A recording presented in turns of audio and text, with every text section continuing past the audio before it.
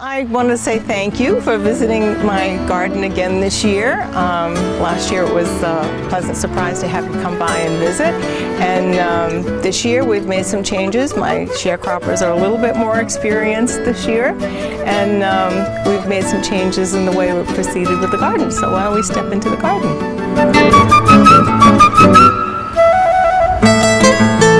We all got together, my sharecroppers and I, this winter, and we talked about what went well in the garden last year and what we learned and what we might want to change. And we ordered our seeds all together, and we shared that as well. So we did make some changes in the overall plan based on our experience last year.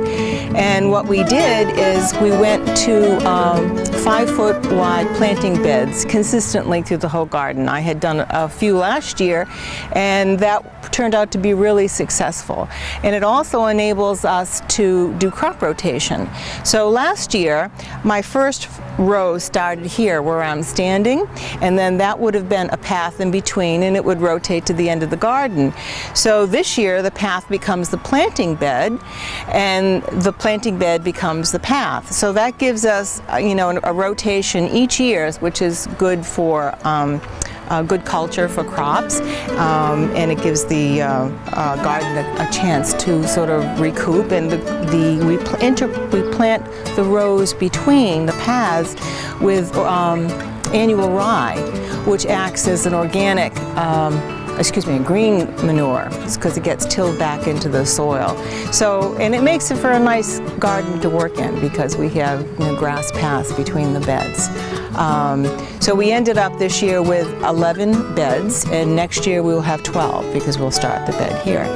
And when you plant wide rows, it enables you to plant several crops within the same row. So in this 5-foot bed, I have tomatoes in the middle, I have peppers, I have lettuce, and on the other side I have more tomatoes, peppers, eggplant, and lettuce. So it's really equivalent to 3 or 4 rows, but it's all in one area. And the lettuce here is interplanted. We stagger it. Some of it I started early, these large heads, and then we have young ones coming up. So I've already picked 5 heads of lettuce from the garden here, and you'll see that there are smaller ones coming up, so we can keep a fairly constant supply of lettuce going until the weather gets too hot, and then it starts to bolt. Here we are at Bobby's row, and Bobby gets the prize for the best peas in the garden.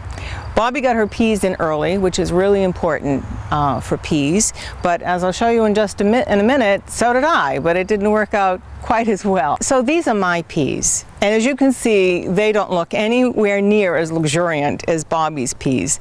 I put my peas in might have been a few days later than she did. But what happened here, not very far from that bed, is cutworms took a toll on my peas.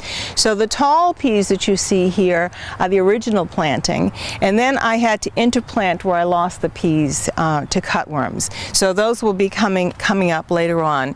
But it's always a big surprise, even in close proximity, the different results that you'll get. Novice gardeners always underestimate the importance of weeding, and it's like the most important thing you can do, because obviously weeds compete for water and nutrients. If you weed consistently, you have fewer seeds that fall to the ground, so next year you have fewer weeds.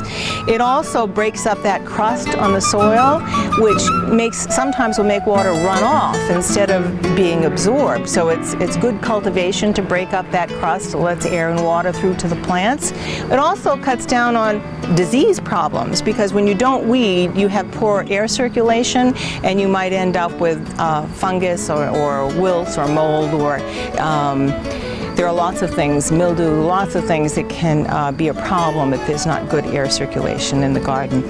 So this is one of my other gardeners who's been very busy this year, so she hasn't been back to do any weeding. And you can see that there is a big difference in terms of how the garden has grown and how it's fared. And she in fact is having some problems I can see already with her chard, and there's some sort of mildew or mold there, and she's going to have some crop loss there. And boring as it seems, although It's a little zen, sitting in, playing in the garden and weeding away in the sunshine and listening to the birds is weeding. Weeding is really important. The problems in the garden change with the season, and we had a terrible squash problem last year, squash vine borer problem, so we had very few squash. So this year we've decided to try covering the squash for as long as we can with row cover, which is a fairly standard procedure for many organic gardeners, and the idea is to put a barrier around the squash so that the squash vine borers don't have the opportunity to lay eggs on the vine. Once they do that, the larva is in the stem, and it's almost impossible to eradicate it without using pesticides, and we've all agreed that we're going to have an organic garden. We also tried that with the cucumbers this year because we had a hard time with striped cucumber beetle, and I did have these cucumbers covered with the AgroCloth in the beginning, and I decided that it was big enough I had to uncover them because they were starting to flower, and a day after I uncovered them I see striped cucumber beetles on the plant. We're just going to have to learn to live with it, I guess, because we're not going to use insecticides. And this is another example of how we've all sort of chosen different ways to trellis or to provide support for our plants. And I used to plant this garden by myself when I was younger, and when I had my two sons. We have two sons when they were home, and it just got to be too much because I have such a large garden. I have a large perennial border and wildflowers, and so I gave this up. But then I had a young couple move in next to me a few years ago, and she expressed an interest in planting the vegetable garden. I said, absolutely, I'd rather see it planted than not.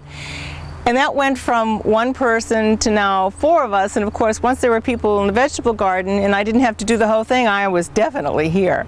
So now we're sharing it among 4 of us, and I really love that. I mentioned the salt marsh hay. We use salt marsh hay. You can see it in the bed with the pole beans and with the tomatoes, and it's a great mulch because the seeds don't germinate because it grows in salt marshes. If you use regular hay, what you're doing is importing all kinds of seed, weed seed, which turns out to be a real problem. The salt marsh hay can be difficult to find, but I have my sources. And it works really well. It conserves moisture, keeps the weeds down. The secret is to make sure that you're through fertilizing and you've weeded the bed before you put the salt marsh hay down, and it is fabulous for keeping the fruit and your vegetables clean, keeping the dirt from splashing back on the plant. You have healthier plants, and also because it conserves the moisture, is a more consistent supply of moisture and water, and the plants do better.